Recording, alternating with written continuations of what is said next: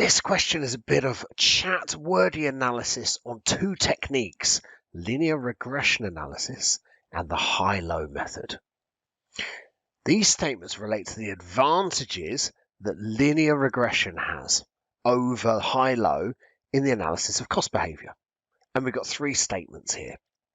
Now, in this kind of question, you can use a little bit of reading comprehension, a bit of technique when it comes to the potential answers. And I'm going to show you that as we go through.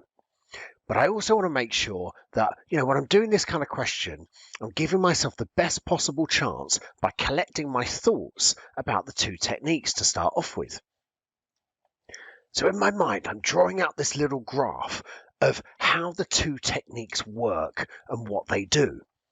So let's go with the high-low method first of all.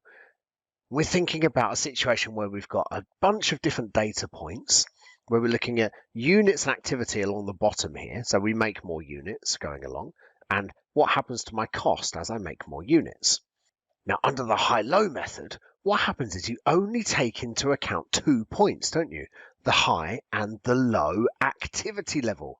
So that's this point here, because that's the lowest activity level, and this point here, the highest activity level, and the technique effectively draws a line between them. Now let's pretend this is a straight line. And there we go. And that would be our forecast using high-low. It only takes into account those 2 points.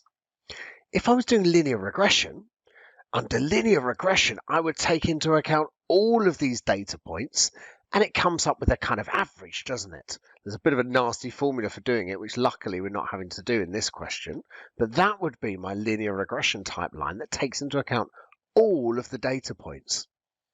Now, I know the big weakness of high-low is it only takes into account the highest and the lowest activity level.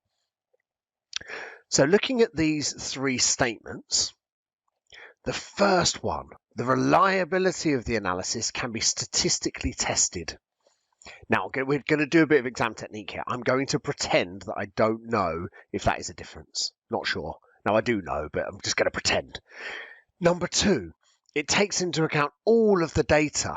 That is definitely an advantage of linear regression. I know that's a weakness of high-low.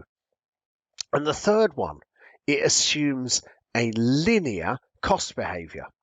Now, I know that that one is not a difference between the two. They both assume a linear, a straight line cost behavior. So that is not an advantage of linear regression over the high-low method.